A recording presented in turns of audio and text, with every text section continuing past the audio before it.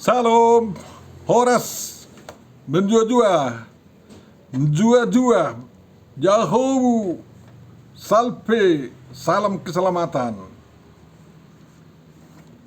Kita bertemu kembali dalam channel ini untuk menafsirkan apa yang menjadi renungan di kebaktian kita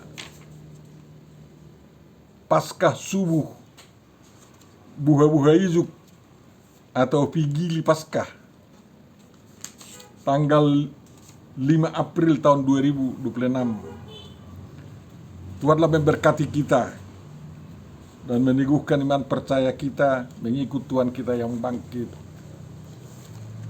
Untuk memulai perenungan kita, mari kita terima penguatan janji penyertaan dari Tuhan kita sebagaimana dikatakan oleh Rasul Paulus kepada jemaat di Korintus. Kasih karunia dan damai sejahtera dari Allah Bapa kita dan dari Tuhan Yesus Kristus menyertai kamu. Amin. Firman yang akan kita renungkan Bapak Ibu Saudara-saudariku yang terkasih ditentukan dari Markus 16 ayat 1 sampai 7 tentang kebangkitan Yesus. Ada juga ayat-ayat atau perikop sejajarnya di Injil-Injil lain. Kita baca Markus 16 ayat 1 sampai 7.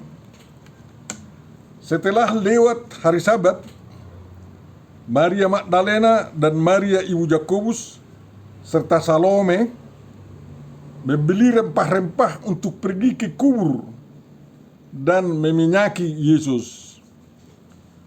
Dan pagi-pagi benar, pada hari pertama minggu itu, setelah matahari terbit, pergilah mereka ke kubur. Mereka berkata seorang kepada yang lain, "Siapa yang akan menggulingkan batu itu bagi kita dari pintu kubur?" Tetapi ketika mereka melihat dari dekat, tampaklah batu yang memang sangat besar itu sudah terguling. Lalu mereka masuk ke dalam kubur dan mereka melihat seorang muda yang memakai jubah putih duduk di sebelah kanan. Mereka pun sangat terkejut. Tetapi orang muda itu berkata kepada mereka, "Janganlah takut. Kamu mencari Yesus orang Nazaret yang disalibkan itu. Ia telah bangkit. Ia tidak ada di sini. Lihat, inilah tempat mereka membaringkan dia. Tetapi sekarang, pergilah, katakanlah kepada murid-muridnya dan kepada Petrus, ia mendahului kamu ke Galilea. Di sana kamu akan melihat dia, seperti yang sudah dikatakannya kepada kamu." Demikian firman yang akan kita renungkan. Tentu saja yang berbahagia adalah orang yang mendengarkan, memelihara, memahami, menghayati dan melakukan perintah firman Tuhan dalam perbuatan-perbuatan baik. Amin. Tuhan Bapa Surgawi, terima kasih atas firman yang telah dibacakan kepada kami,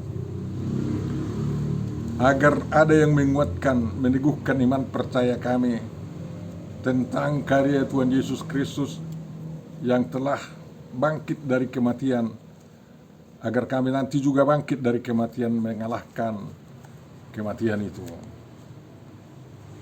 Buka hati pikiran kami untuk memahami firman-Mu dalam Yesus Kristus Tuhan kami. Amin. Bapak Ibu Saudaraku yang terkasih, sampai 4 kali Tuhan Yesus memberitahukan sebenarnya kepada murid-muridnya bahwa dia akan menderita, disiksa, disesah, bahkan sampai disalibkan. Tapi rupanya murid-muridnya itu merasa itu hanya permainan kata-kata. Sangat jelas dikatakan bahwa dia akan disesat, menderita oleh penguasa-penguasa agama dan penguasa-penguasa dunia dan akan mati, tetapi bangkit pada hari yang ketiga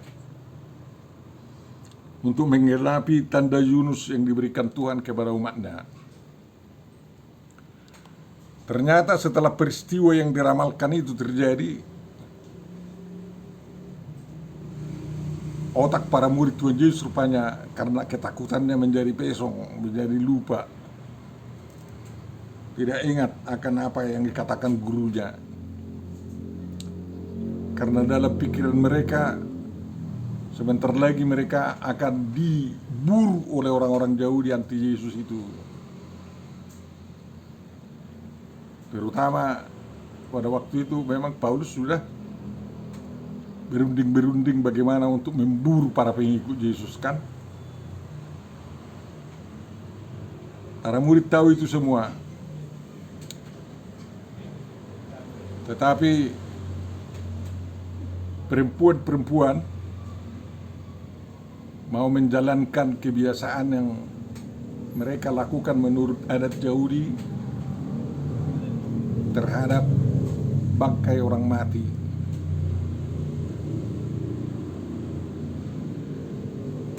Di Minggu sore itu atau Sabtu sore lah ya, setelah selesai Sabat, jam 6 sore kan selesai Sabat.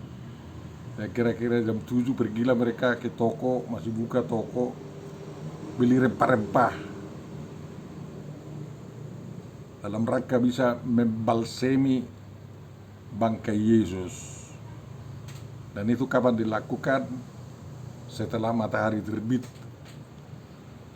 di minggu pertama, hari pertama minggu itu, yakni hari ketiga setelah penyalibannya. Yesus disalibkan hari pertamanya hari Jumat, hari keduanya Sabtu, ya, Sabat, dan hari ketiganya adalah Minggu. Bangkit pada hari yang ketiga, bukan pada hari Selasa itu. Hari ketiga setelah kematiannya gitu, dia mati kan hari Jumat. Hari Sabtu dia turun ke dalam kerjaan maut. Hari Minggu subuh dia bangkit dari antara orang mati. Luar biasa itu. Memang begitulah orang kalau mau memenuhi adat istiadat. Bisa saja habis banyak uang, ya, daripada dibilang tidak beradat. Walaupun kadang-kadang adatnya itu kurang berguna. Sewaktu Yesus bekerja, hanya Maria Magdalena yang menumpahkan minyak yang sangat mahal ke kaki Yesus dan ke rambut Yesus kan, dan dilapunya dengan rambutnya waktu itu di rumah Simon kan, kayak gitu. Tapi memang bagi orang Yahudi juga orang mati itu rupanya perlu juga dipelihara. Sisa-sisanya lah itu bandir dari Mesir. Kalau di Mesir ya bangkai aja dimumi lagi sampai tahun 3.000 4.000 tahun baru dapat sekarang. Tapi untunglah bangkai Yesus tidak kekal. Dan balsam itu, ramuan mumi itu tidak jadi, entah di mana dibikin, kita tidak tahu rimbanya. Mereka mungkin tinggalkan aja begitu di kuburan karena sudah ketakutan kan, kayak gitu. Mari kita evaluasi juga memang apakah peradatan kita dalam keagamaan kita sering melelahkan kita dan kita tidak tahu apa yang kita lakukan itu berguna atau enggak. Lihatlah kebiasaan kita terhadap orang mati. Apalagi di kalangan orang Batak yang saur matuela dulu kita katakan ya. Ada si Jagarun. Ada acara. Memang acara itu menurut saya berpadanan itu dengan iman Kristiani. Karena ada acara mopo, masuk ke rumah yang dibilang orang Batak, rumah yang tidak dia tukangi. Mopo namanya itu. Dan itu melambangkan bahwa orang yang meninggal itu akan memasuki rumahnya yang disediakan oleh Tuhan Yesus di surga. Makanya itu dikerjakan secara sangat khusyuk. Lalu ada si Jagaron. Kalangan orang Batak kalau sudah sahur matua, meninggalnya itu harus jagar. Jagar artinya sangat terhormat. Dan itu disimbolkan oleh si Jagaron dan juga tanaman-tanaman yang dibikin di kantong-kantong kecil. Si Jagaron itu terdiri dari apa ya? Dari hariara, dari wiringin. Ada juga di sana pupu, ada juga si hilap, ada juga sanggar. Ya. Itu tanaman yang tidak perlu dibeli, tetapi bisa diambil dari pinggir-pinggir itu. Tapi tanaman ini menjadi raja Nidut, raja dari segala rumput-rumputan. Dan setiap tanaman punya doa. Orang Katolik di kampung saya membuat acara si Jagaron itu sangat hikmat. Orang Protestan mulai mempertahankan itu, gereja saya paling-paling. Dan di Tarutung tidak ada si Jagaron. Ini di Tubanya, kampung halaman saya. Ya. Tapi Katolik dalam rangka kontekstualisasi terus mengadopsinya juga dalam rangka menghormati orang meninggal warga mereka. Kalau kita yang udah biasa-biasa aja nampaknya. Setelah selesai itu semua diadakan lagi kan membungkus mayat dengan ulus. Mas Saput namanya. Mas Saput itu membungkus dia. Kalau di Timur Tengah itu bikin kain kapan lah itu. Tapi kita di Tapanuli semua kalau Sintua pakai jas dinas Sintua, kalau pendeta pakai baju tugas pendeta, ya pakai jas lagi di dalam, lengkap lah. Lalu dibikin ulus dari atas sebagai tutupnya. Karena mereka menganggap perjalanan orang mati ini ke rumahnya di surga adalah perjalanan terhormat oleh karena Tuhan Yesus Kristus, kan kayak gitu. Nah, jadi mereka bersuka cita. Sebenarnya sesudah acara itu semua tidak ada acara lagi, karena acara berikutnya adalah makan-makan, manortori, menari-nari apa semua, pihak daripada hula-hula dan boru, ale-ale, ya, dan kawan-kawan semua. Lalu serahkan lagi kepada gereja untuk diagendai, dibikin sakramentalia untuk itu, sambil menguburkannya di kuburan, kan kayak gitu. Itu menyerahkan sepenuhnya orang mati itu ke tangan Tuhan. Itulah adat Batak. Adat yang dilakukan oleh perempuan ini karena mereka adalah saksi-saksi penyaliban Yesus dan menyaksikan di mana Tuhan Yesus diletakkan, ada kuburan dekat itu. Dan mereka tahu bahwa itu sudah ditutup dengan batu besar. Kadang-kadang itu 1 ton itu batunya. Harus seolah-olah ada relnya, diguling lah ke pintu itu. Makanya katakan, siapa lagi nanti yang mengguling batu itu katanya. Tapi setelah dekat di kuburan itu mereka itu, ya, kalau dari rumah mereka tahu itu, mereka panggil mungkin si Petrus siapa, ayo duduk, ada kalian, mengguling batu itu nanti katanya kan. Tapi didorong oleh menghormati secara adat, mereka persiapkan semuanya. Iman mereka kurang dipersiapkan. Mengimani kata-kata Yesus itu kurang dipersiapkan. Itu di situ kekurangannya. Tidak ada yang mengatakan, kalian ingatnya apa dikatakan Tuhan Yesus waktu dia mengajari kita bahwa dia harus menderita, disesah, dipukuli, dibebi, disalibkan. Tapi dikatakan bangkit pada hari ketiga, kalian enggak ada yang begitu. Mereka digerayangi oleh kesedihan. Makanya setiap orang percaya jangan mau dilonapi oleh kesedihan itu, dihancurkan oleh kesedihan. Walaupun bagaimanapun cinta kita terhadap orang mati, jangan mau kita dihancurkan oleh kesedihan. Kita harus normal berpikir dalam iman kita. Jadi itu sangat penting menuju masa depan. Tuhan rupanya tahu juga apa yang mereka keluhkan.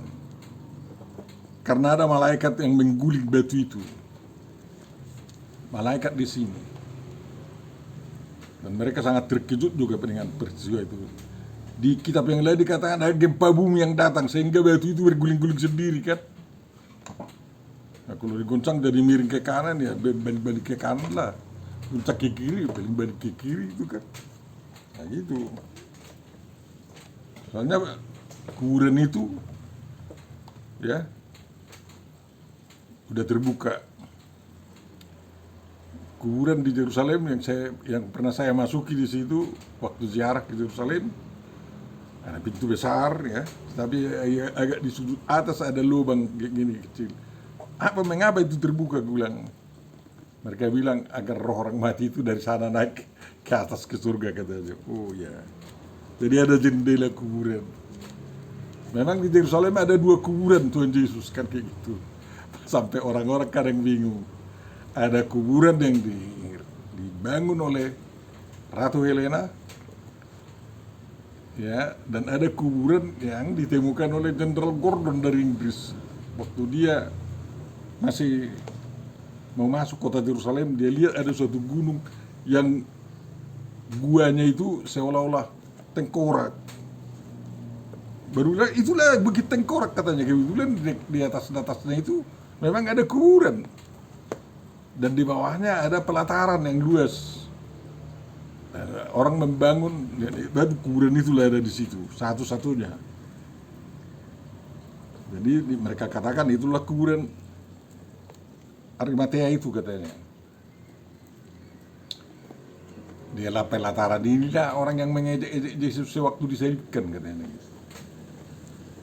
Banyak kali lah cerita.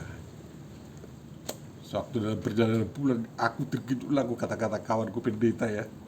Mengapa ada 2 kuburan Tuhan Yesus di Yerusalem katanya. Kok enggak 1 katanya. Baru saya jawab, masih ada 1 lagi kuburan Tuhan Yesus lagi. Di mana? Di kampung saya di sini Kalang, gue bilang gitu. Kau pun katanya. Memang di taman wisata di sini Kalang ada salib 3 di situ. Baru ada di situ kuburan nah. Jadi ruang doa kan kayak gitu. Nah, jadi kemana itu jadinya? Kok di Yerusalem ada 2 ya? Saya bilang lah dengan sikat ada. 1 untuk perayaan peringatan, 1 yang aslinya.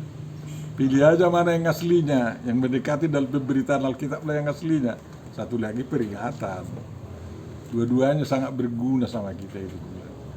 Oh ya katanya gitu. Jadi jangan jadi terganggu iman percayamu oleh karena banyaknya di dunia ini aneka ragam cerita tentang Tuhan Yesus Kristus. Kita beruntung ada 4 cerita dalam kitab Injil tentang kebangkitan Yesus Kristus ya.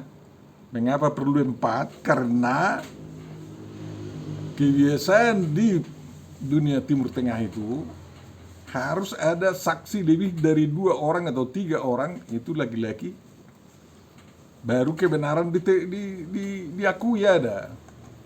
Jadi 4 Injil memberitakan kematian Yesus dan kebangkitannya, dan itu bisa dipegang sebagai kebenaran. Tapi apakah peristiwa ini memang sahih? Betul-betul terjadi kebangkitan itu? Kita hanya dapat percaya ya. Kebetulan di Timur Tengah itu kesaksian perempuan kurang diakui. Hanya kesaksian laki-laki. Di peristiwa kebangkitan ini, perempuan menyaksikan kuburan kosong, tidak ada, dan mendengar berita bahwa Yesus bangkit. Dan ada laki-laki dari pihak surgawi yang mengatakan.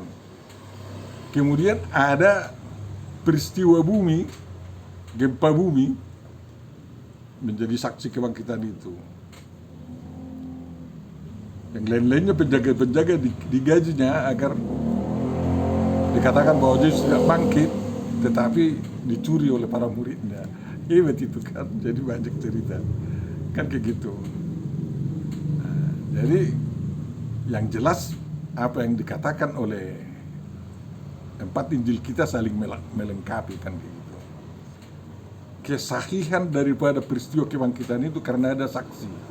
Laki-laki dari pihak surgawi berupa malaikat, perempuan 3 orang yang sangat beriman, dan juga bumi menyaksikannya, ya. Jadi 3 saksi utama itu membenarkan kebangkitan daripada Yesus Kristus. Kalau kau masih menyangkal itu tidak dan mengatakan itu tidak benar, tidak bisa dipercayai, otakmu yang tidak beres, bukan otak Tuhan yang tidak beres. Siapa yang membangkitkan Yesus? Ada juga perkelahian di antara kalian, pandai-pandai kalian itu. Ada yang mengatakan Yesus sendirilah yang bangkit. Ada yang mengatakan Bapa yang membangkitkan. Alkitab mengatakan jelas Yesus dibangkitkan.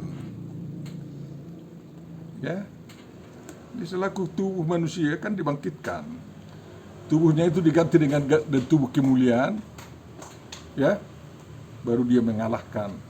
Tubuh kemuliaannya mengalahkan kematian. Dan itulah yang perlu kita sambut. Yesus itu anak domba Allah yang memikul dosa dunia. Domba ini melebihi daripada domba kurban keselamatan yang dilakukan menurut acara ritus agama Musa. Mengapa? Kalau domba Paskah menurut Israel itu dipotong, darahnya dioleskan di ambang pintu, dagingnya dimakani, tulang-tulangnya harus dibakar, tidak ada yang bisa sisa.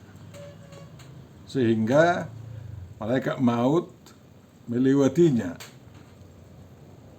Tidak ikut lagi anak sulung di dalam rumah itu mengalami kematian. Mengapa harus anak sulung yang mau dibasmi? Karena memang Tuhan mengatakan memang anak sulung bagian Tuhan kan. Sekarang itu mau diancam oleh malaikat maut, mau diambil jadi miliknya. Tuhan tidak mau itu. Milik Tuhan dijaga. Ya. Hanya anak sulung Firaun ikut mati. Makanya pada waktu peristiwa keluaran dari Mesir, jadi ada Firaun Mesir yang tidak anak sulung, karena Firaun yang menjadi anak sulung itu tenggelam di laut mati. Di laut merah, laut Taberau. Ada jasad Firaun yang ditemukan dari laut Taberau. Kata orang di paru-parunya banyak air asin, ya. Bahwa benar-benar ada Firaun yang mati, bahwa peristiwa itu yang benar-benar. Tapi domba Paskah itu, ya, hanya untuk itu.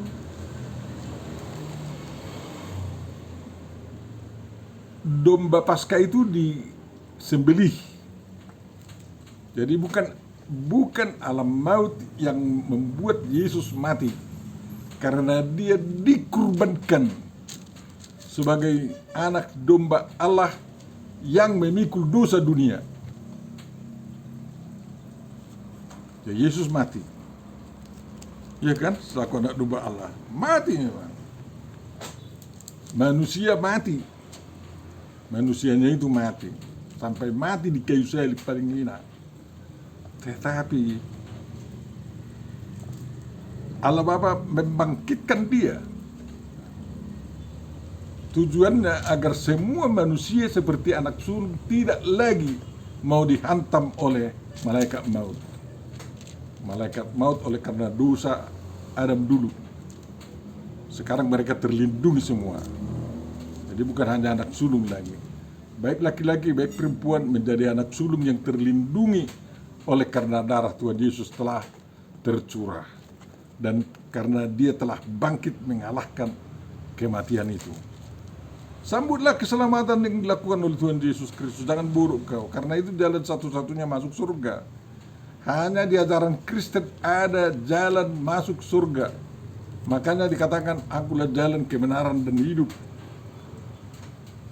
Ada kau cari-cari jalan lurus, tapi nggak ada hidup, mati di situ. Kebenarannya kebenaran orang, kebenaran adatmu, kebenaran tidak kebenaran ilahi. Tetapi kalau kau kenal Tuhan Yesus yang bangkit, mengalahkan kematian dan kau sambut, terimalah jalan lurus yaitu Yesus Kristus yang mengantar kau sampai masuk surga. Dan itulah kebenaran, dan kau tidak mati, pasti hidup. Hidupmu itu bukan hidup di neraka, tetapi hidup di surga kekekalan itu. Maka berjuanglah untuk memegang iman percayamu seperti perempuan ini.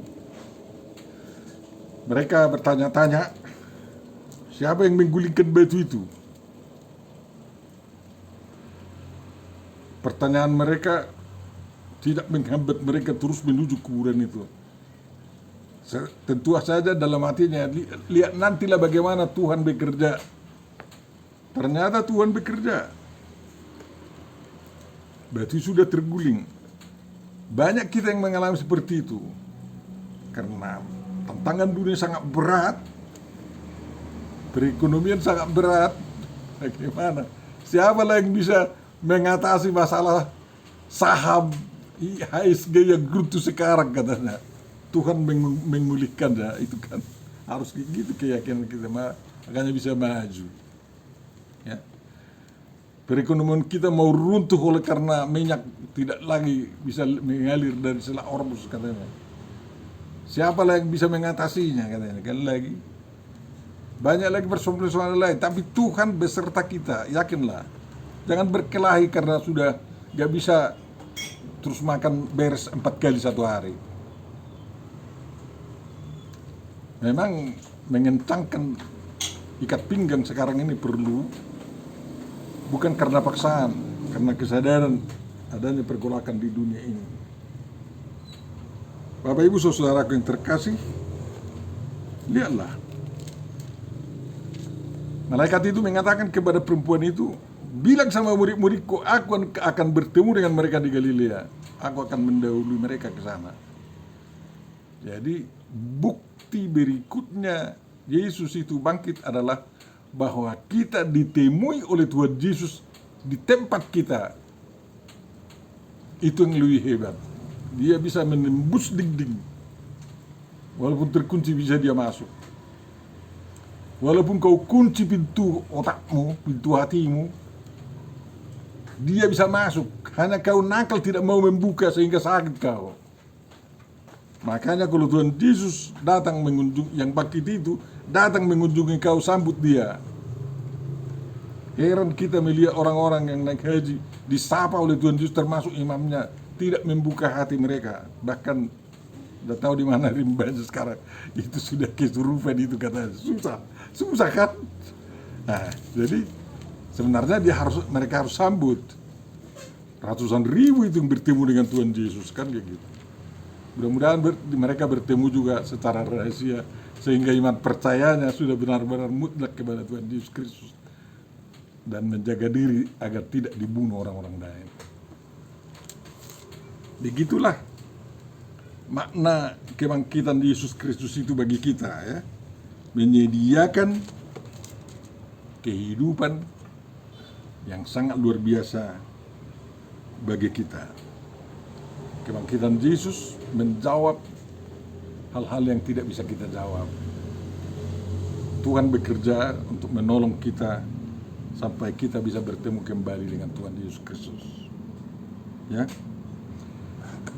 Bisa terkejut tetapi jangan sampai mati. Terkejut tapi tidak bisa termedi kamu orang Batak. Terkejut tapi menemukan diri yang kuat di dalam Yesus sehingga semangat memberitakan Injil tidak bisa dibungkam oleh dunia ini lagi. Ya. Jadi Markus memberitahu bahwa perempuan itu terus memberitakan kebangkitan Yesus. Memang di sini dikatakan juga mereka tidak mengatakan apa-apa kepada siapapun juga karena takut. Hari itu tidak mereka mengatakan apa-apa. Besoknya Petrus dikatakan ini yang terjadi katanya. Dan semua orang percaya. Memuliakan Tuhan. 3.000 menjadi bertobat, yakni orang-orang yang mengilu-ilukannya masuk ke Yerusalem waktu itu dan menyerukan Hosana, mendapat pegangan bahwa Yesuslah Mesias bagi mereka, sehingga waktu turunnya Roh Kudus ada 3.000 orang Kristen yang percaya. Tuhan memberkati jemaatnya sekarang sehingga kerajaan Allah dengan kebangkitan Yesus, dengan kemauan kita menjadi saksi-saksinya, benar-benar menjadi teguh dan kuat, gerejanya berkembang demi damai sejahtera bagi seluruh umat manusia. Amin. Bapak Surgawi, terima kasih atas renungan yang sampai kepada kami. Mudah-mudahan itu dapat menolong kami semakin memahami arti kebangkitan-Mu bagi kami. Dalam Yesus Kristus, dengarkan, kabulkan doa kami. Bapa kami yang di surga, dikuduskanlah nama-Mu, datanglah kerajaan-Mu, jadilah kehendak-Mu di bumi seperti di surga. Berikanlah kepada kami makanan kami secukupnya, dan ampunilah kami akan kesalahan kami, seperti kami juga mengampuni orang yang bersalah kepada kami. Dan janganlah membawa kami dalam pencobaan, tetapi lepaskanlah kami daripada yang jahat, karena Engkau yang punya kerajaan dan kuasa dan kemuliaan sampai selama-lamanya. Amin. Tuhan memberkati engkau dan melindungi engkau. Tuhan mengasihi engkau dan memberikan kasih karunia-Nya kepadamu. Tuhan menghadapkan wajah-Nya kepadamu dan beri engkau damai sejahtera. Amin. Jangan lupa subscriber kita kurang cepat naik.